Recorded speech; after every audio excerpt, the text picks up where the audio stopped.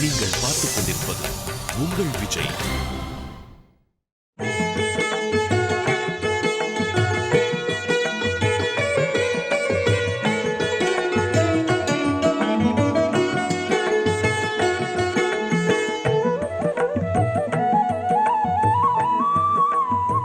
இனி 35வது வட்டம் ஸ்ரீ ரங்கநாத யதீந்திர மகாதேசிகன் என்னும் களத்தூர் ஸ்ரீமத் அழகிசிங்கர் ஜீயர் சுவாமிகளின் வைராக்கியத்தையும் அவருடைய ஔதாரியத்தையும் அவர் துறவரம் ஏற்று ஸ்ரீ லக்ஷ்மி நரசிம்மருடைய ஆஸ்தானத்தை நிர்வாகம் செய்த அழகையும் நாம் அனுபவிக்கலாம். அடியேன் முன்னமேயே விஞ்ஞாபித்தபடியாக இந்த இடங்களிலெல்லாம் பலமுறை திரிந்தும் உருண்டும் பிறண்டும் இருந்திருக்கிறேன். அடியனுடைய அத்தையின் கணவர் இந்த பிருந்தாவனத்தில் ஆராதகராக இருந்த சமயத்தில் அழகிசிங்கர்கள் நிகழ்த்திய பல அற்புதங்களை எல்லாம் சிறு வயதிலேயே சொல்லி வைத்திருக்கிறார். அந்த அனுபவத்தை தான் தற்பொழுது அன்பர்கள் உங்களிடத்தில் அடியேன் பகிர்ந்து கொள்கிறேன். ஆகையால் தான் அடியேனுக்கே அக்ஷராபியாசம் ஆன பிருந்தாவனம் இது என்றால், இங்கிருந்து புறப்பட்டிருக்கக்கூடிய அடியனுடைய நிலையை நீங்கள் பார்க்கும் பொழுது நாம் எல்லோருமே வாழ்க்கையில் நல்லதொரு நிலையை அடைவதற்கு இந்த பிருந்தாவனம் நமக்கு வழிகாட்டும் என்பதில் நாம் சந்தேகம் கொள்ள தேவையில்லை. 35வது வட்டம் ஸ்ரீமத் அழகிசிங்கர் ஜீயர் சுவாமிகள் களத்தூர் அழகிசிங்கர் என்று போற்றப்படுகின்றார்.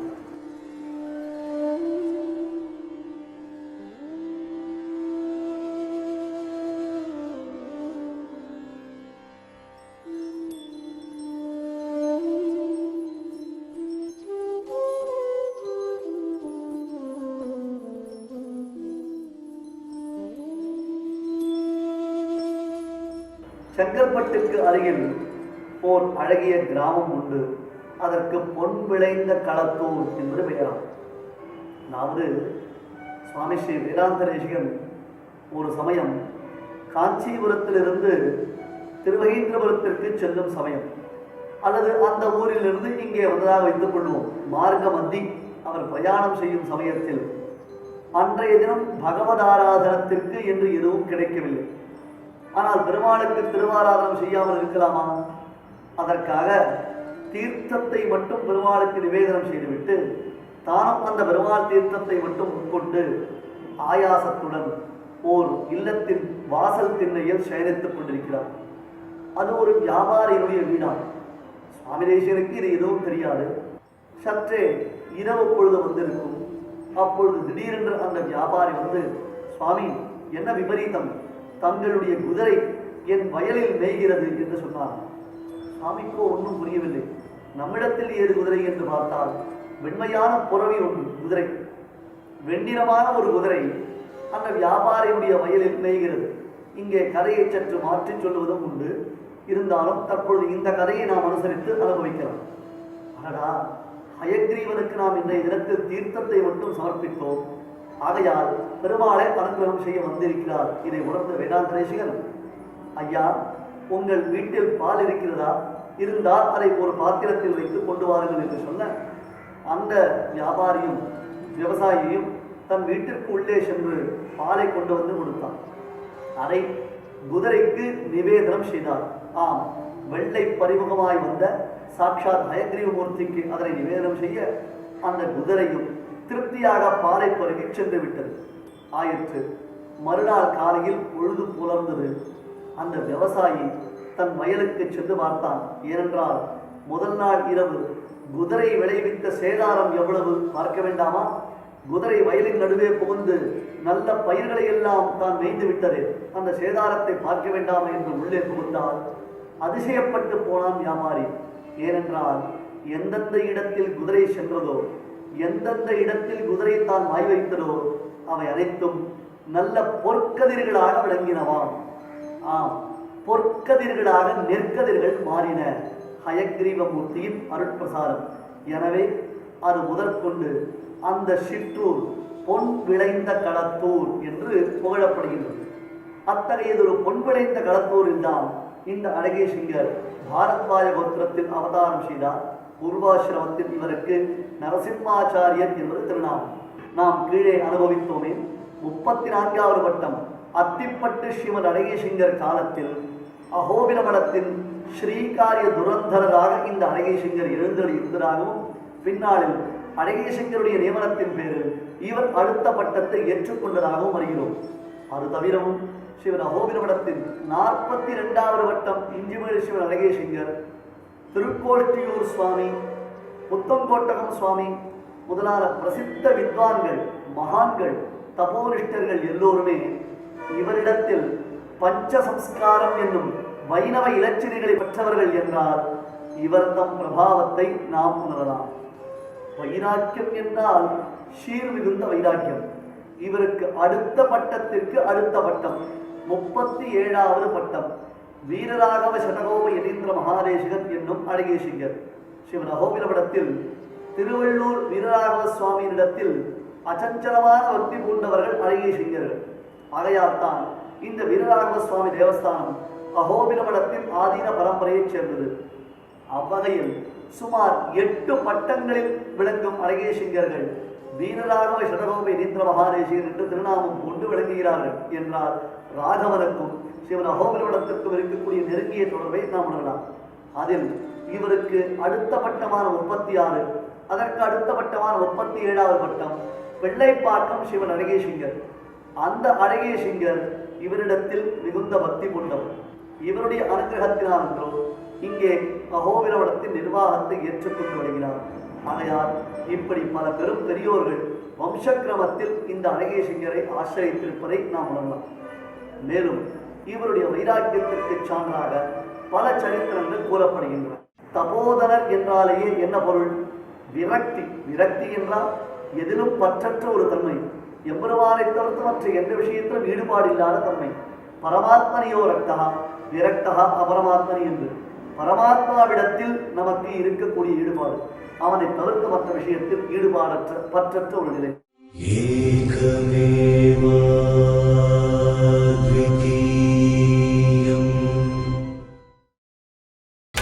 நீங்கள் பார்த்துக் கொண்டிருப்பது உங்கள் விஜய். தபோதனர் என்றாலேயே என்ன பொருள்? விரக்தி. விரக்தி என்றால் எதிலும் பற்றற்ற ஒரு தன்மை, எம்பெருமானை தவிர்த்து மற்ற எந்த விஷயத்திலும் ஈடுபாடு இல்லாத தன்மை. பரமாத்மனியோ ரக்தகா விரக்தகா அபரமாத்மனி என்று பரமாத்மாவிடத்தில் நமக்கு இருக்கக்கூடிய ஈடுபாடு, அவனை தவிர்த்து மற்ற விஷயத்தில் ஈடுபாடற்ற பற்றற்ற ஒரு நிலை. அப்படியாக இந்த ஜீயர் சுவாமிகள் காலத்தில் இவருடைய சிஷ்யரான பிள்ளைப்பாக்கம் ஜீயர் சுவாமிகள், பிள்ளைப்பாக்கம் சிவன் அழகேசிங்கர் பூர்வாசிரமத்தில் எழுந்தருளியிருந்தார். அப்பொழுது அவருடைய சொப்னத்தில் வீரராகவ சுவாமி ஓர் வயதான அந்தணர் வேடத்தில் வந்தாராம். படுத்திருப்பவர் கையை ஊன்றி இருந்து இந்த வலக்கையை ஊன்றி எழுந்திருப்பதற்கு மிகவும் சிரமப்பட்டார். ஏன் சிரமப்படுகிறார்? ஏதோ இந்த வலக்கையில் அடிபட்டிருக்கிறது அல்லவா, இது அடிபட்டிருப்பதினாலே இதை ஊன்றிக்கொண்டு எழுந்திருக்க முடியவில்லை. யார் சுவாமி தாங்கள், ஏன் இந்த வலக்கையை ஊன்றிக்கொண்டு எழுந்திருக்க முடியாமல் சிரமப்படுகிறீர்கள் என்று கேட்டதற்கு அந்த வயதானவர் சொன்னாராம், என்னை அனுதினமும் நீ பார்த்து வருகிறாயே, நான் யார் என்று அறிய மாட்டாயா? இதோ இந்த கை சற்றே பாதிக்கப்பட்டிருக்கிறது, இதை செப்பனிட வேண்டாமா என்று கேட்டாராம். இதற்கு வைத்தியம் செய்ய வேண்டாமா என்று கேட்டாராம். உடனே அந்த பிள்ளைப்பாக்கம் ஜீயர் சுவாமிகள், இவை அனைத்தும் அவருடைய பூர்வாசிரமத்தில் நடந்த சரித்திரங்கள். முழிப்பு வந்தது. அடடா, நாம் தினந்தோறும் ஒருத்தரை பார்க்கிறோம், அவர் வலது கையை ஊன்றிக் கொண்டிருக்கிறார், ஆனால் எழுந்திருப்பதற்கு சிரமப்படுகிறார், யாராக இருக்கும் என்று நினைத்துக் கொண்டே அன்றைய தினத்தில் வைத்திய வீரராகவ பெருமானை சென்று தரிசித்தார். வைத்திய வீரராகவ பெருமானை தரிசித்த பொழுது ஷாலிஹோத்திர மகர்ஷியினுடைய சிரசில் வைக்கப்பட்டதான திருக்கையை உடையவன் இல்லையா என்றால் என்ன? அந்த கை பெருமானுடைய மூலத் திருமேனியில், பெருமானுடைய மூலவர் திருமேனியில் அந்த கை பல நாட்களாக ஆனதினாலே சற்றே பாதிப்படைந்தது. இவர் மூலமாக சொப்னத்தில் தான் அனுகிரகம் செய்து இதனை சரிபடுத்தும்படி வீரராகவனுடைய நியமனம் என்பதை உணர்ந்து உடனே ஓடோடி வந்து இங்கே களத்தூர் சிவன் அழகேசிங்கரிடத்தில் விஞ்ஞாபித்தார். சுவாமி, ராகவனுக்கு திருக்கையை நாம் உடனே சரிபடுத்த வேண்டும் என்று சொன்னார். அழகேசிங்கரும் ஆஹா, அதற்கென்ன, நாம் செய்ய வேண்டிய காரியங்களை செய்துவிடலாம் என்பதால் ஆகம வல்லுநர்களை எல்லாம் அழைத்து ஆகம விற்பன்னர்களை எல்லாம் அழைத்து பெருமானுக்கு செய்ய வேண்டிய காரியங்களை செய்தார். ஆகம வழியில் எவ்விதம் ஆலய திருப்பணிகள் எல்லாம் நடைபெற வேண்டுமோ அதே வகையில் களத்தூர் அழகேசிங்கராலே பெருமானுடைய திருமேனி அனைத்தும் சரி செய்யப்பட்டது. ஆயிற்று. குடமுழுக்கு எனப்படும் சம்பிரோக்ஷண வைபவம் வெகு விசேஷமாக விமரிசையாக நடைபெற்றது. பல பக்தர்கள், பாகவதோத்தமர்கள், வேதம் வல்லார்கள், உபய வேதாந்த நிஷ்டாதர்களான மகான்கள் என்று எல்லோரும் ஜே ஜே ஜே என்று குழுமியிருக்கிறார்கள். சுவாமியோ வள்ளல் தன்மை மிக்கவர். ஏனென்றால் தனக்கு என்று ஒதுக்கி வைத்துக் கொண்டு மற்றவர்களுக்கு அளிப்பவர்கள் இல்லையே மகான்கள். மற்றொன்று, வைராக்கியத்தில் சிறந்தவர்கள் புல்லை போன்று தங்கத்தை கூட துச்சமாகத்தானே மதிப்பார்கள். சுவாமி தேசிகன் ஒரு சமயம் உச்சவர்த்தி செய்தார். அப்படி உச்சவர்த்தி செய்த பொழுது அவரிடத்தில் பிரியம் கொண்ட சில பிரபுக்கள் உச்சவர்த்தியில் சேர்க்கும் அரிசியின் நடுவே தங்கக்காசுகளை போட்டு வைத்தார்கள். சுவாமிக்கோ இது தெரியாது, வேதாந்தரேசிகனுக்கு. அன்றைய தினம் உச்சவர்த்தியை முடித்துக் கொண்டு தான் கையில் வைத்திருந்த அந்த பாத்திரத்தை மனைவியிடத்தில் கொடுத்து, அம்மா இதை கொண்டு இன்று பெருமானுக்கு தளிகைகள் நீ தயார் செய் என்று சொல்லிவிட்டார். அவள் பாவம், வேதாந்தரேசிகனுடைய மனைவி உலகியல் இன்ப துன்பங்கள் எதையும் அறியாத மகா உத்தமி, மகாமதிவிரதி. அவர் கொண்டு வந்த அரிசியை முரத்தில் சேர்த்த பொழுது பல பல பல பல என்று ஏதோ மின்னியது. பார்த்ததே இல்லையே, இது என்ன பளபளக்கிறது? அரிசியின் நடுவில் பளபளப்பான வஸ்துவா? சுவாமி என்ன இது? தன் கணவனிடத்தில் காண்பித்தார். இது என்னது என்று கேட்க அவர் பார்த்தார். ஓஹோ, நம்மீது பிரேமை கொண்ட யாரோ ஆஸ்திகர் தான் இக்காரியத்தை செய்திருக்க வேண்டும் என்று நினைத்து, இது போன்ற தங்கத்தை நாம் மதிக்கக்கூடாது. தங்கம் சேர்ந்தது என்றால் அங்கே துன்பம் சேரும். நாமும் எம்பெருமான் என்னும் பெரும் செல்வத்தை அடைந்திருக்கிறோம். அந்த செல்வத்திற்கு குந்தகம் விளைக்கும் எதுவும் நமக்கு வரக்கூடாது, நம்மிடத்தில் தங்கக்கூடாது என்று நினைத்து ஒரு தர்பை புல்லினாலே தங்க காசுகளை எல்லாம் சாக்கடையில் தள்ளிவிட்டார். இவைகள் மிகுந்த விஷப்பூச்சிகள், கிருமிகள். இதை நாம் எடுத்துக்கொண்டால் நோய் நொடியினால் துன்பப்படுவோம், தீராத வியாதிகள் நம்மை பாதிக்கும். ஆகையால் இவற்றையெல்லாம் தள்ளிவிடுகிறேன் என்று தர்பை புல்லால் தங்க காசுகளை சாக்கடையில் தள்ளிவிட்டு சுத்தமான தண்டுலத்தை அரிசியை கொடுத்து தன் மனைவியை சமைக்க சொன்னாராம். அதுபோன்று தானே வைராக்கியம் என்பது இந்த மகான்களுக்கு பரம்பரையாக சித்திக்கக்கூடியது. ராகவனுடைய சம்பிரோக்ஷண வைபவம் திருக்குடமுழுக்கு என்பது ஏற்பட்ட பிறகு அங்கு கூடியிருக்கக்கூடிய பாகவதோத்தமர்களுக்கு நிறைய செல்வத்தை அள்ளி அளிக்க வேண்டும் என்பதுதான் அழகேசிங்கர் ஜீயர் சுவாமியுடைய பேராகும். ஆனால் அவ்வளவு செல்வம் இருக்கிறதா? அவ்வளவு செல்வத்தை இவர் சம்பாதித்தால் நாம் சந்நியாசி என்று சொல்லுவோமா? அல்லது நமக்காகத்தான் சம்பாதித்தால் கூட அதை ஏற்றுக்கொள்வோமா? சுவாமி இது என்ன? இவர் சம்பாதிப்பதற்காகவே ஏதோ ஒரு வழி சொல்லுகிறார், இவர் சம்பாதிப்பதற்கு ஏதோ புதியதாக ஒரு விஷயத்தை சொல்கிறார் என்று சொல்லலாமே தவிர்த்து உண்மையில் மகான்களுடைய உள்ளத்தை அறிய மாட்டோமே. அதற்காக ஸ்ரீமன் அழகேசிங்கர் ஒரு உபாயம் செய்தார். அவரிடத்தில் பக்தி பூண்ட ஒரு மகன், செல்வச் செழிப்பு மிக்கவர். தன் குருநாதர் எந்த கட்டளை இட்டாலும் ஏன், எதற்கு, இப்படி செய்தார் என்ன, அப்படி ஏன் செய்யக்கூடாது, இன்று செய்ய வேண்டாமே, ஒரு வாரம் கழித்து செல்லலாமே என்றெல்லாம் எதிர்வாதம் பேசாமல் குருவினுடைய நியமனமாயிற்று, குருவினுடைய கட்டளை ஆயிற்று. அந்த கட்டளைக்கு நாம் மறுபேச்சு பேசலாமா? மறுப்பு சொல்லலாமா? நமக்கு நல்ல ஞானத்தை அளித்து மேலான பரமபலத்தை நாம் பெருமளவிற்கு பாக்கியத்தை நமக்கு அளிக்கக்கூடிய குருநாதர்கள் திறத்தில் எவ்வளவு பக்தி இருக்க வேண்டும், எத்தகையதொரு வினயம் நமக்கு இருக்க வேண்டும். ஆகையால் அந்த மகன் அழகேசிங்கர் சொன்னவுடன், சரி சுவாமி, எந்த கட்டளையோ சிறமேற்கொண்டு செய்வதற்கு காத்துக் கொண்டிருக்கிறேன். சரி, ஒன்று செய், தங்கத்தை அரிசி மணிகளாக்கிவிடு, தங்கத்தை அரிசி மணிகளாக்கிவிடு. அந்த தங்க துகள்களை எல்லாம், அரிசி மணிகளை எல்லாம், தங்க அரிசி மணிகளை எல்லாம் உண்மையான அரிசியுடன் கலந்து அவற்றை நான் பிடிப்படியாக எடுத்து எல்லோருக்கும் முடிக்கிறேன். இவ்வளவுதானே? தங்கத்தை அரிசி மணிகளாக்கி கொண்டு வந்து அரிசியுடன் கலந்து விநியோகிக்க வேண்டும். அவ்வளவுதானே? தயாராக இருக்கிறேன் ஆயிற்று. அதற்கு உண்டான காரியங்கள் நடைபெற்றன. அரிசியும் தங்கமும் ஒன்றாக கலக்கப்பட்டது. கற்பனை செய்து பாருங்கள். உண்மையில் நம்மால் கற்பனை கூட பண்ண முடியாத அளவிற்கு மகான்களுடைய பிரபாவம். எல்லா அடியார்களும் வந்து சேர்ந்தார்கள். எல்லோருக்கும் ஜீயர் சுவாமிகள் தன் கையால் வாரி வாரி எடுத்து கொடுத்தார். அருகில் இருந்த ஆஸ்திகர்கள் மூலமாக அவற்றை வாரி வாரி எடுத்து கொடுத்தார். எல்லோரும் வாங்கி சென்றார்கள். எல்லாருடைய முகத்திலும் ஒரு பூரிப்பு, ஒரு புன்னகை, ஒரு திருப்தி முடிந்தது.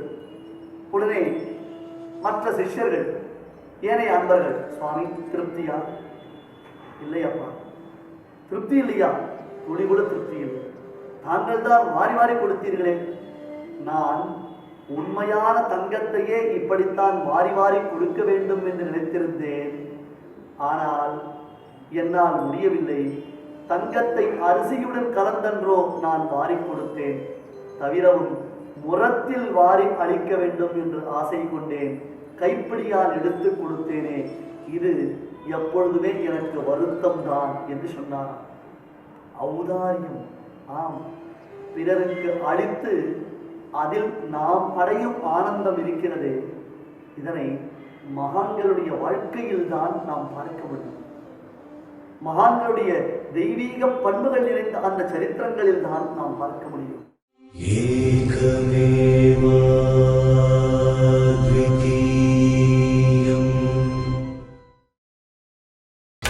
நீங்கள் பார்த்துக் கொண்டிருப்பது உங்கள் விஜய். துறவரம் ஏற்றிருந்தும் மற்றவர்களுக்கு தான் அள்ளி அள்ளி அள்ளி கொடுக்க வேண்டும் என்னும் உணர்வு சுவாமிக்கு பிறவியிலிருந்தே இருந்தது. ஆகையாலோ தனக்கு சமயம் கிடைத்த பொழுதெல்லாம் எவரை பார்த்தாலும் யாரை பார்த்தாலும் நிருசிம்மனுடைய அனுகிரகம் என்று அள்ளி அள்ளி பிடிபிடியாக கொடுப்பாராம். ஒருவேளை ஒரு நாள் அன்றைய தினம் யாராவது யாச்சகர்கள் வரவே இல்லை என்றால் அன்றைய தினம் அழகேசிங்கருக்கு உண்ணா நோன்பை போன்றதான ஒரு துன்பம் உண்டாகுமா? களத்தூர் அழகேசிங்கர் என்று மிக பெருமையுடன் பக்தர்களால் போற்றப்படும் இந்த ஜீயர் சுவாமியின் சரணாரவிந்தங்களில் அமர்ந்து, ஆம், இந்த இடத்தில்தான் அவருடைய திருமேனி அமைக்கப்பட்டிருக்கிறது. இந்த இடத்தில்தான் அவருடைய திருமேனி எழுந்தருள பண்ணி வைக்கப்பட்டிருக்கிறது. அதற்கு மேற்புறமாக மூலமூர்த்தியாக ஒரு மூர்த்தியும் உற்சவ மூர்த்தியாக ஒரு மூர்த்தியும் சேவை சாதிக்கின்றார்கள். திரு கண்களின் கட்டாட்சங்களினாலே நம்முடைய பாபங்களை எல்லாம் நீக்குகிறார்கள். ஒரே அழகேசிங்கர் 2 திருக்கோலங்களில் மூலமூர்த்தியாகவும் உற்சவ மூர்த்தியாகவும் சேவை சாதிக்கிறார். அரிசியை தங்கமாக்கி அரிசியில் கலந்து ஔதாரிய குணத்துடன் அளித்த இந்த வள்ளலை, இந்த மகாபிரபுவை, இந்த யோகிராஜரை, இந்த சித்தபுருஷரை அவருடைய விருந்தாவனத்தில் அவர் தம் திருநாம சங்கீர்த்தனத்துடன் நாம் பாடுகிறோம். ஸ்ரீமத் ஸ்ரீ வீர ரக்வீட் ஸ்ருதி மகுட குருத்தம் சபாதாப்ஜ விருங்கம் ஸ்ரீமத் ஸ்ரீரங்க பூமிருத் ஷடமதன குரோஹோ லப்த வேதாந்த யுக்மோ ஸ்ரீமன்னாராயணாத்ய ஸ்ருதி சிகரி ஷடாராதி ராமானுஜார்ய பிரேக்ஷாமாத்ரம் பஜாமஹா குருவரமனகம் ரங்கநாதம் யதீந்திரம் குருவரமனகம் பஜாமஹா ரங்கநாதம் யதீந்திரம். எங்கே? எல்லோரும் சேர்ந்து சொல்லுங்கள். ஸ்ரீமதே ஸ்ரீ ரங்கநாத யதீந்திர மகாதேசிகாய நமஹ. ஸ்ரீமதே ஸ்ரீ ரங்கநாத யதீந்திர மகாதேசிகாய நமஹ. சொல்ல சொல்ல உடனேயே இந்த பிருந்தாவனத்திற்கு வந்து சுவாமிகளை தரிசனம் செய்ய வேண்டும் என்னும் ஆவல் உண்டாகிறது அல்லவா? காலம் கொடியது. நாளை நாளை நாளை என்று நாம் காலத்தை கடத்தக்கூடாது. எப்பொழுது எம்பெருமானுடைய அனுகிரகம் இருக்கிறதோ, ஆச்சாரியர்கள் அழைக்கிறார்களோ அப்பொழுதே ஓடி வந்து சேவித்து விட வேண்டும். இந்த பிருந்தாவனத்தை குறித்த விவரங்களை நீங்கள் வீரராகவ சுவாமி தேவஸ்தானத்திலேயே பெறலாம். அங்கிருந்து அர்ச்சகர்கள் இங்கே வந்து உங்களுக்கு பிருந்தாவனத்தில் உள்ள அழகீசிங்கர் ஜீயர் சுவாமியுடைய சேவைகளை செய்து வைப்பார்கள். இங்கே பிரார்த்தித்துக் கொள்ளுங்கள். பூர்ண மனோரத்தத்துடன் சந்தோஷமாக உங்கள் இல்லத்தில் நீங்கள் எம்பெருமானுடைய அனுகிரகத்தை பெற்றிடுங்கள். ஏகமேவா